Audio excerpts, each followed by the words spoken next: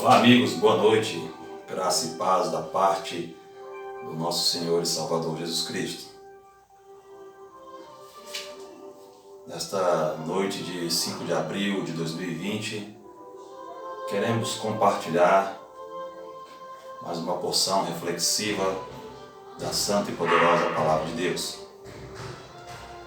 Estávamos hoje participando da convocação do chefe da nação em jejum e consagração, e à tarde, enquanto assistíamos alguns documentários sobre a perseguição aos cristãos da igreja primitiva, o Espírito Santo trouxe ao nosso coração uma reflexão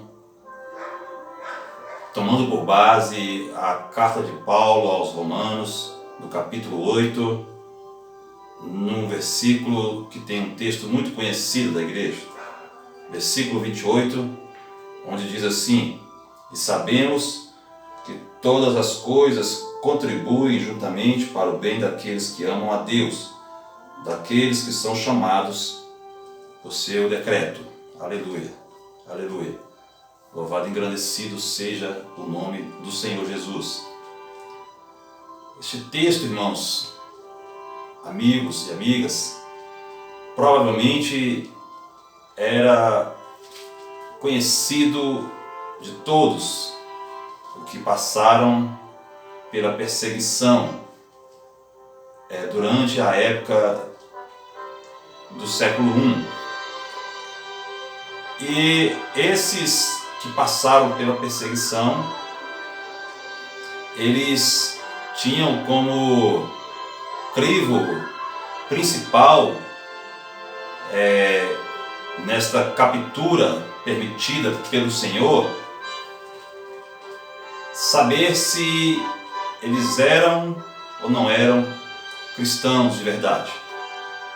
Porque no momento em que eles eram presos, a pergunta que se lhes fazia era a seguinte: você nega a Jesus ou não nega? Não tinha para aqueles irmãos o interesse de ocupar algum cargo, não tinha interesse para aqueles irmãos ser presbítero, ser evangelista, ser pastor, porque não era o foco principal daqueles que capturavam eles, saber se eles pregavam a teologia da prosperidade, da confissão positiva, do determinismo, mas a pergunta era somente essa: você nega ou não nega Jesus? Então aqueles irmãos da igreja primitiva que eram capturados,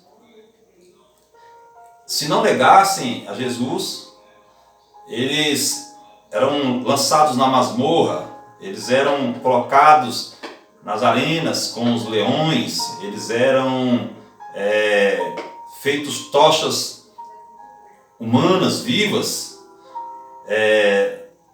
eles eram traspassados pelas espadas, eles sofriam todo tipo de atrocidade caso não negassem o nome do Senhor Jesus. Então, para aqueles irmãos da igreja primitiva, todas as coisas contribuíam para o bem deles, porque se eles estivessem vivos, eles tinham a oportunidade de louvar a Deus e ganhar mais pessoas, mais vidas para Jesus. Se eles fossem alcançados pelos seus algozes, pelos seus inimigos, aqueles que serviam ao imperador, eles tinham a oportunidade de manifestar a sua fé, de manifestar a certeza daquilo que eles pregavam, que era a vida eterna com Jesus. Agora, vindo até o século XXI, no ano de 2020, nós estamos atravessando aí uma situação difícil no mundo por causa da pandemia do novo coronavírus. E fica a pergunta para aqueles que se dizem cristãos nos dias de hoje. Todas as coisas contribuem para o bem daqueles que amam a Deus? Talvez você aí, me ouvindo, me assistindo, possa dizer assim: irmão, você não sabe de nada. A minha família é uma família cristã e meus pais estão sofrendo, passando por uma crise conjugal nesse período de quarentena.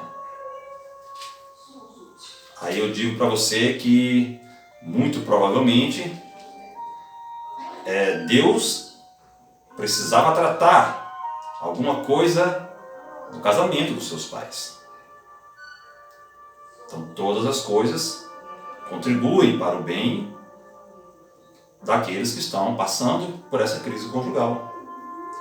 Talvez você possa me dizer: irmão, você não sabe de nada, mas eu vivo do comércio e eu estou passando dificuldade com as portas fechadas durante essa quarentena. Aí eu digo para você: talvez Deus está usando essa quarentena para que você que mexe com o comércio e não tinha muito tempo para ele, use agora a quarentena para se aproximar mais dele. E você vai ver como grandes coisas ele vai fazer depois na sua vida. Então todas as coisas também contribuem para o bem daqueles que vivem do comércio neste momento. Talvez você me diga: irmão, você não sabe de nada. A minha família é cristã e eu tenho entes queridos que foram acometidos com essa doença e infelizmente alguns até morreram. E aí eu digo para você: em tempos de pandemia do Covid-19, Deus sempre tem uma resposta para aqueles que confiam nele. Porque se nós formos infectados e formos curados, é porque Deus agiu poderosamente. Se nós não formos infectados, é porque Deus nos deu o livramento. Mas se nós formos infectados e morrermos, é porque Deus está nos chamando para passar a eternidade com Ele. Então todas as coisas contribuem também para o bem daqueles que amam a Deus e que são acometidos com essa enfermidade que aí está. Porque neste momento que nós estamos passando, o texto que nós lemos aqui, ele é bem aplicado, porque na verdade ele não diz que todas as bênçãos contribuem para o bem daqueles que amam a Deus. Ele não diz que todas as vitórias contribuem para o bem daqueles que amam a Deus. Ele não diz que todos os livramentos contribuem para o bem daqueles que amam a Deus. Ele diz que todas as coisas contribuem para o bem daqueles que amam a Deus e que são chamados por seu decreto. Então, se você e eu somos chamados para estar com Ele, louvado seja o nome dEle. Se somos chamados para testemunhar da cura, louvado seja o nome dEle. Se somos chamados para testemunhar do livramento, louvado seja o nome dEle. Porque é neste momento que nós vemos qual é a diferença entre aquele que serve e aquele que não serve. Porque, na verdade, muitos esperam servir a Deus ou esperam ter comunhão com Ele só na hora em que as coisas vão muito bem, só na hora em que estão sendo abençoados, só na hora em que estão sendo exaltados, só na hora em que eles podem dar testemunho de coisas materiais. Mas e quando Deus permite, como permitiu para os cristãos da igreja primitiva, a perseguição, a prisão, a masmorra, a arena com os leões, serem feitos tochas humanas, serem traspassados pelas espadas, serem queimados vivos? Será que neste momento todas as coisas não contribuem para o bem daqueles que amam a Deus? Com certeza contribuem. E nós vamos continuar louvando e agradecendo esse Deus, independentemente da circunstância. Amém? Deus abençoe a todos, uma boa noite e uma ótima semana, em nome de Jesus. Fiquem todos na paz do Altíssimo.